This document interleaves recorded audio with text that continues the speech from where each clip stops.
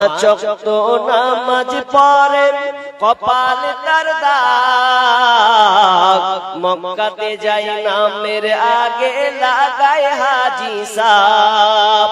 পাঁচ ওয়াক্ত নামাজ পড়ে কপাল তার দাগ, মক্কাতে যাই নামের আগে লাগায় হাজি সাহেব। চায়ের দোকানে বসে হাজি টেলিভিশন চাই ভাইরে, চায়ের দোকানে বসে হাজি টেলিভিশন চাই। হিন্দি গানের তালে তালে পা দুটি নাচাই ভাইরে, আমাদেরই কপালেতে শান্তি বুঝি নাই। এত দুঃখ রাখি কোথায়, রাখার জায়গা নাই ভাইরে, এত দুঃখ রাখি কোথায়, রাখার জায়গা নাই। আমাদেরই কপালেতে শান্তি বুঝি নাই ভাইরে, আমাদেরই কপালেতে শান্তি কেন নাই। সুদে ঘুষে জীবন কাটে করে দুর্নীতি, এমন লোক হয় যদি মসজিদের সভাপতি। সুদে ঘুষে জীবন কাটে করে দুর্নীতি, এমন লোক হয় যদি মাদ্রাসার সভাপতি। ভাইরে উচিত কথা বলতে গেলে ইমামের চাকরি নাই ভাইরে, হক কথা বলতে গেলে খতিবের চাকরি নাই। আমাদেরই কপালেতে শান্তি বুঝি নাই ভাইরে, আমাদেরই কপালেতে শান্তি বুঝি নাই। সমাজেতে অসঙ্গতি বলবো কত আর, গায়ের জোরে বিচারপতি ঘুষেরই কারবার। সমাজেতে অসঙ্গতি বলবো কত আর, গায়ের জোরে বিচারপতি ঘুষেরই কারবার। ভাইরে টাকার জন্য গরিব দুঃখী বিচার নাহি পায় ভাইরে, টাকার লাগি গরিব দুঃখী ইনসাফ নাহি পায়। আমাদেরই কপালেতে শান্তি বুঝি নাই ভাইরে, আমাদেরই কপালেতে শান্তি বুঝি নাই। এত দুঃখ রাখি কোথায়, রাখার জায়গা নাই ভাইরে, এত দুঃখ রাখবো কোথায়, রাখার জায়গা নাই। আমাদেরই কপালেতে শান্তি বুঝি নাই ভাইরে, আমাদেরই কপালেতে শান্তি কেন নাই। বড় ছোট নাই ভেদাভেদ, কোথায় মান সম্মান, বাবার সমান মুরব্বিকে করছি অপমান। বড় ছোট নাই ভেদাভেদ, কোথায় মান সম্মান, বাপের সমান মুরব্বিকে করছি অপমান। ভাইরে 8 বছরের ছেলে যদি ডাইরেক্ট বিড়ি খায় ভাইরে, 10 বছরের ছেলে যদি সামনে বিমল খায়। আমাদেরই কপালেতে শান্তি বুঝি নাই ভাইরে, আমাদেরই কপালেতে শান্তি বুঝি নাই।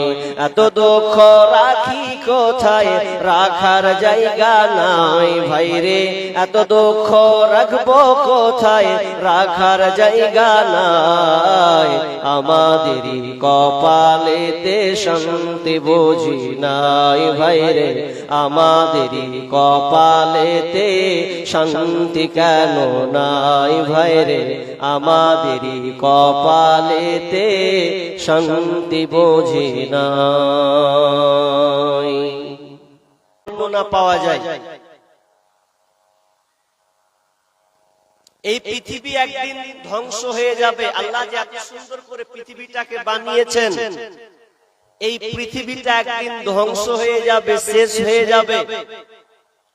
যখন যুগ জামানা আস্তে আস্তে পরিবর্তন হয়ে যাবে, যেমন পরপর যুগ আসবে যেমন যুগ আসবে তেমন তার কালচার, তার নীতি, তার চলাফেরা হবে।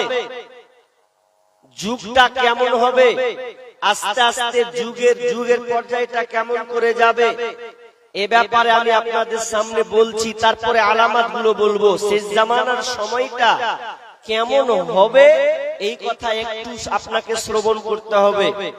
তার আগে আপনাদের আমি একটা প্রশ্ন করব, প্রশ্নের উত্তরটা দিবেন তো? অনেক ভাই উঠছেন, মনে হয় ছোট ছোট গলা উঠছে নাকি? যারা বসে আছেন ধৈর্যের সঙ্গে বসেন, তাহলে আপনি কিছু নিয়ে যেতে পারবেন। শুরুতে আপনাকে তো এক চান্সে আসমানে উঠিয়ে দিলে হবে না, আস্তে আস্তে আগে আপনাকে শুনতে হবে। আচ্ছা, আপনাদের আমি একটা প্রশ্ন করি, সওয়াল করি, আপনারা উত্তর দেন তো, জবাবটা দিন। আচ্ছা বলুন, আজকের বর্তমান পৃথিবীটা সুন্দর না অসুন্দর? ভাষা বুঝছেন কিনা তাহলে বুঝতে পারবেন। বলুন, পৃথিবীটা এখন দেখতে সুন্দর না অসুন্দর? জোরে বলেন। কি সুন্দর? ভালো। সুন্দর কেন?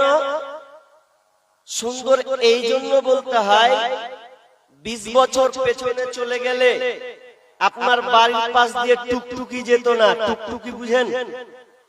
বুঝেন টুকটুকি কি? অটো, অটো না, অটো, টুকটুকি, অটো। টুকটুকি বলি মানে টুকটুক করে যায়, ওই জন্য নাম টুকটুকি, বুঝছেন? অটো, অটো বলে না, টোটো বলে। অটোটাকে বড়টাকে বলে, এটা টোটো বলে।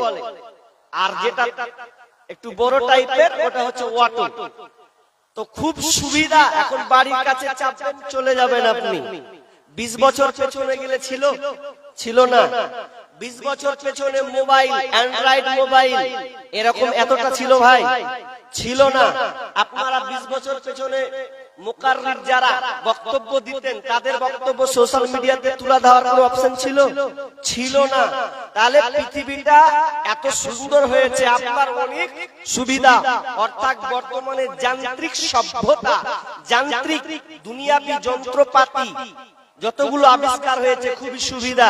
কারণ এক একটা আলেমকে পড়াশোনা করতে গিয়ে, ইমাম বুখারী আলাইহির রহমান, তিনি হাদিস শিখতে গিয়ে মদিনায় তাকে 3 মাস পর্যন্ত হাঁটতে হয়েছে, তারপর ওকে হাদিস পেতে হয়েছে। এখন মদিনার লাইব্রেরি নেবেন, আপনাকে যেতে হবে না, ঘরে বসে আপনি গুগলে সার্চ করবেন, মদিনার লাইব্রেরি থেকে কোন বইটা আপনি পড়বেন, সঙ্গে সঙ্গে আপনি পেয়ে যাবেন, খুবই সহজ। কিন্তু একটা উদাহরণ দিচ্ছি আপনাকে, পৃথিবীটা দেখতে সুন্দর, কিন্তু অভ্যন্তরীণ ভিতর দিক দিয়ে পৃথিবীটা খুব তাড়াতাড়ি চলছে, তাড়াতাড়ি। যত যন্ত্র আবিষ্কার হবে, পৃথিবী তত তাড়াতাড়ি কুটিয়ে নেওয়া হবে। কথাটা বুঝেননি মনে হয়। আগে মানুষ হেঁটে হেঁটে চলে গেছে, যায়নি? এখন হেঁটে হেঁটে যাওয়া সম্ভব নয়, যানবাহনে চলে যেতে হবে। উদাহরণটা একটু নেন, তারপর আমি চলে যাই। শুনেন, একটা মানুষ, আপনার বাপ, আপনার আব্বা এখন অসুস্থ আছে। ভালো করে শুনেন, আপনার আব্বা খুব অসুস্থ আছে। তো অসুস্থ থাকলে গেলে হসপিটাল যেতে হবে, ঠিক না বেঠিক? ঠিক তো, ডাক্তার দেখাতে হবে। হসপিটাল যখন যাবেন, তার আগে আপনার বাপের একটা ছবি করতে হবে, সুন্দর ছবি দরকার আছে। এখন আপনি দেখবেন ক্যামেরা 2 ধরনের হয়। ক্যামেরা কয় ধরনের হয়? 2 ধরন। একটা ক্যামেরার নাম হচ্ছে এক্স-রে ক্লিনিক ক্যামেরা, বুঝেন আপনারা? X-ray clinic. আর একটা নাম হচ্ছে studio camera. X-ray clinic camera কাকে বলা হয়? আপনার ছবিটা ওপর নিবে না ভেতর নিবে?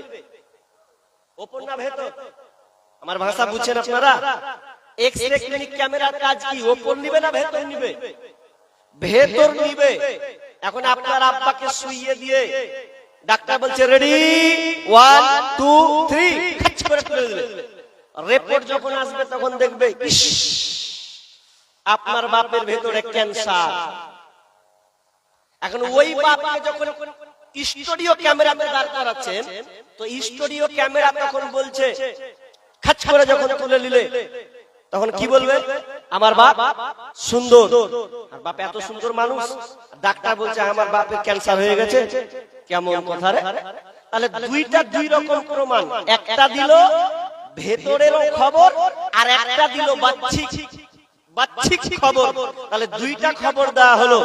কিন্তু এবার আপনি যদি পৃথিবীটা আমরা সবাই বলেছি সুন্দর, মানে যান্ত্রিক সুবিধা সবকিছুই সুবিধা, কিন্তু এটা বিজ্ঞানকে আপনি বলছেন বিজ্ঞান আপনাকে রিপোর্ট দেবে পৃথিবীটা খুব সুন্দর, পৃথিবীটা যান্ত্রিক সভ্যতার দিক দিয়ে, পড়াশোনার দিক দিয়ে, চলাচলের দিক দিয়ে পৃথিবীটা সুন্দর। কিন্তু আপনি কোরআনকে যদি জিজ্ঞাসা করেন, যদি আপনি হাদিসের দিকে চলে যান, কোরআন রে তুমি পৃথিবীর অভ্যন্তরীণটার খবর দাও, পৃথিবীটা আর কতদিন থাকবে? এক কথায় রেজাল্ট চলে আসবে, রিপোর্ট আপনাকে কোরআন দেবে, পৃথিবীটা আর বেশি দূরে নাই। যেমন যুগ জামানা আস্তে আস্তে যুগটা পরিবর্তন হবে, একটার পর একটা যুগ পরিবর্তন, জামানা চেঞ্জ হয়ে যাবে। বিশ্বনবী হুযায়ফা রাদিয়াল্লাহু তাআলা আনহু তিনি বর্ণনা করছেন, লোকেরা আল্লাহ রাসূলকে যুগ জামানার ব্যাপারে আল্লাহ রাসূলকে মঙ্গল সম্পর্কে জিজ্ঞাসা করতেন। কায়াকুলু কানান নাসু ইয়াসআলুনা রাসূলুল্লাহ সাল্লাল্লাহু আলাইহি সাল্লাম আনিল খায়র, লোকেরা নবীকে জিজ্ঞাসা করতেন মঙ্গল সম্পর্কে, কোনখানে ভালো আছে, কোনখানে কল্যাণ আছে, এই ভালো যুগটার ব্যাপারে, বা যেখানে কল্যাণ আছে, যেখানে ভালো আছে, যেখানে মঙ্গল আছে, ওগুলোর ব্যাপারে তারা জিজ্ঞাসা করতেন। কিন্তু হুযায়ফা বলছেন, ওয়া কুনতু আসআলুহু আনিশ শাররি মাখাফাতা আইয়ুদরিকানি, হুযায়ফা রাদিয়াল্লাহু তাআলা বলছেন, আমি নবীকে মঙ্গল সম্পর্কে জিজ্ঞাসা করতাম না, বরং অমঙ্গল সম্পর্কে জিজ্ঞাসা করতাম, কোনখানে অকল্যাণ আছে, কোনখানে খারাপই আছে, এই ব্যাপারে বিশ্ব নবীকে জিজ্ঞাসা করতাম। কেন জিজ্ঞাসা করতাম? মাখাফাত আইয়ুদরিকানি, এই জন্য আমি জিজ্ঞাসা করতাম যাতে করে আমি হুযায়ফা ওই অমঙ্গল কাজের মধ্যে যেন না পড়ে যায়, যেন ওই ধোঁকার মধ্যে না পড়ে যায়। এই ধোঁকা থেকে বাঁচার জন্য, অমঙ্গল থেকে বাঁচার জন্য, খারাপি থেকে বাঁচার জন্য আমি নবীকে জিজ্ঞাসা করতাম। ফাকুলতু ইয়া রাসূলুল্লাহি ইন্না কুননা ফি জাহিলিয়াতিন ওয়া শাররি, তিনি বলছেন, ইয়া রাসূলুল্লাহ আমরা ছিলাম অন্ধকারের যুগে, জাহিলিয়াতের যুগে অবস্থান করছিলাম, খারাপ একটা যুগে আমরা অবস্থান করছিলাম। তখন ফাসআলু বিসমি হুযায়ফা রাদিয়াল্লাহু তাআলা বলছেন, ওয়া কুনতু আসআলুহু فقلت يا رسول الله إن كنا في جاهلية وشر فجعل الله بهذا الخير فجعل الله بهذا الخير এরপরে আল্লাহ এরপরে আমরা আপনাকে পেয়ে সন্তুষ্ট হয়ে গেছি, আমরা ভালো একটা যুগ পেয়েছি, সুন্দর একটা যুগ পেয়েছি। তবে বিশ্বনবী বলেন, ফাহাল বাদা হাদাল খায়র, এরপরে ফাদা খায়র মিন শাররি, বিশ্বনবী বলেন তো আমরা যে ভালো যুগটা পেয়েছি, আপনাকে পেয়ে আমরা সন্তুষ্ট হয়ে গেছে, কিন্তু আমাদের ভালো যুগের পরে কি একটা খারাপ যুগ আসবে, খারাপ জামানা কি আসবে? বিষ্ণু বলছেন, ক্বালা নাম, হ্যাঁ একটা খারাপ যুগ আসবে, একটা শেষ জামানা আসবে। আবার বিশ্বনবীকে জিজ্ঞাসা করলেন, কোন কুনতুম ওয়া কুনতুম ওয়া হাল বাদা যালিকা শাররি আন মিন খায়র, ইয়া রাসূলুল্লাহ এবার খারাপের যুগের পরে কি আর ভালো যুগ আসবে? বিশ্বনবী এক কথায় বললেন, ক্বালা নাম, হ্যাঁ ভালো যুগ আসবে। তবে সাহাবীরে, ও আমার সাহাবী শুনলাম, তবে যে খারাপ যুগটা আসবে, ভালো যুগটা আসবে, ওই যুগটা হলো ফিহি দাখানুন, যুগটা হবে ঘোলাটে যুক্ত, যুগটা হবে অস্পষ্ট ধোঁয়াটে যুক্ত, ঘোলাটে একটা যুগ হবে।